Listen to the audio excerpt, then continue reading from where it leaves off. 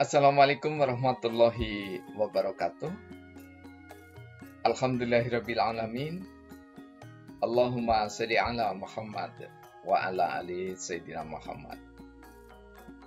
Pemirsa, saudara sebangsa setanah air utamanya dan dimanapun monolog sederhana Hindarwanto Hikmatologi dapat dinikmati.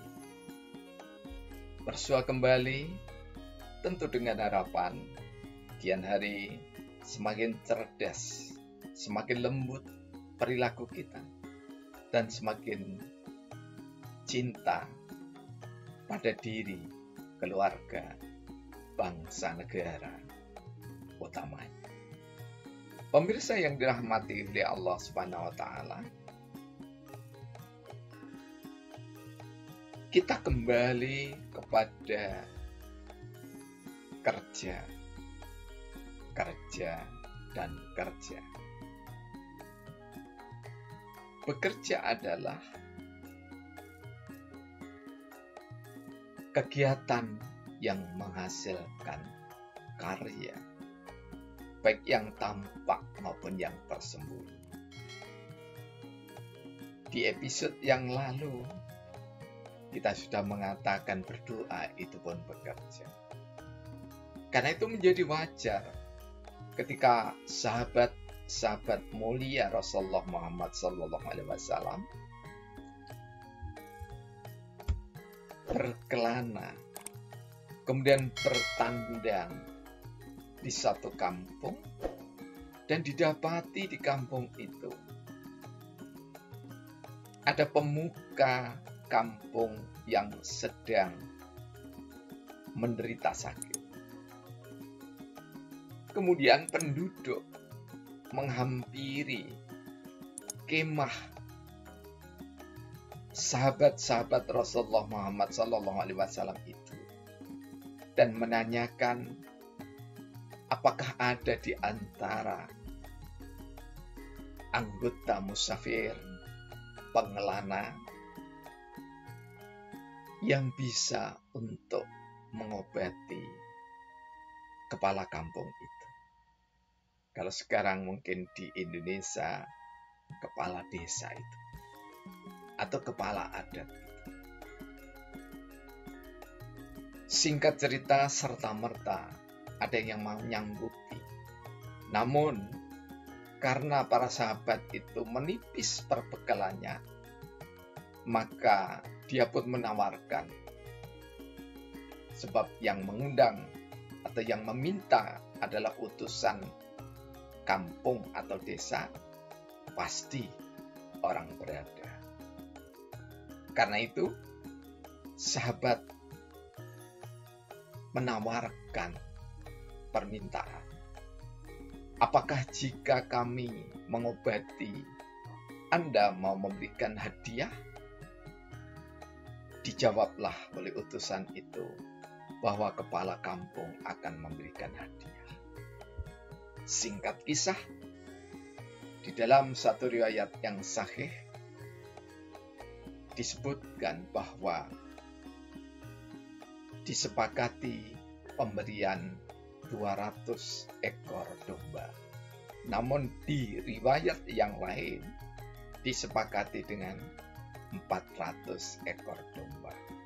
Terlepas dari Sahih Bukhari Muslim itu 200 atau 400. Namun di sini sepenggal doa yang berupa bacaan Al-Fatihah dihadiahkan kepada kepala kampung sebagai piranti ruqyah untuk kesembuhan. Dan ingat, ruqyah itu adalah zikir dan doa serta selawat yang tidak bertentangan dengan syariat. Meskipun ketika itu belum dicontohkan oleh Rasulullah Muhammad SAW. Karena itu, pada saat dibacakan Al-Fatihah, tidak disebut berapa kali bilangannya, berangsur-angsur terus pulih, membaik, dan sehat kembali kepala kampung. Ini membuktikan bahwa berdoa adalah pekerja, dan berdoa ketika meminta hadiah sepanjang wajar dan tidak memberatkan,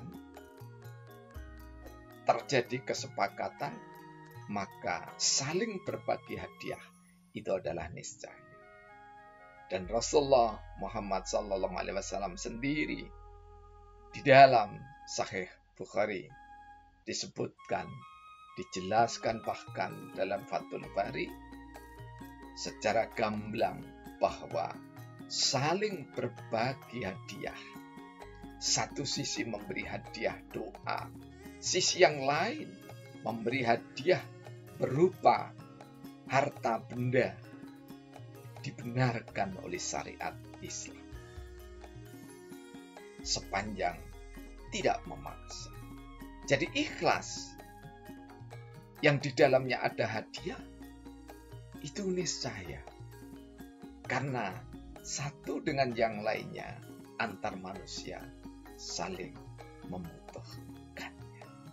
Nah, pemirsa yang dirahmati oleh Allah, kalau toh kita bukan anggota DPR MPR RI, maka marilah kita hadiahkan pada saudara-saudara kita yang duduk di parlemen, yang duduk di lembaga tinggi negara itu, agar hatinya senantiasa dibimbing oleh kalimah-kalimah suci, kalimah sakral syariat Islam atau agama dan kepercayaan apapun, sehingga ketika mereka melakukan persidangan, sebelum sidang meminta saling berpendapat, maka anggota parlemen, termasuk di dalamnya anggota MPR RI itu, sungguh bijaksana jika melakukan riset development terlebih dahulu. Sehingga pada saatnya nanti diadakan persidangan, apalagi sidang paripurna, sidang pembuatan keputusan, maka keputusan yang dihasilkan itu tidak sekedar menjadi pelegitimasi yang memiliki kewenangan, namun didasarkan pada aspirasi rakyat bangsa Indonesia.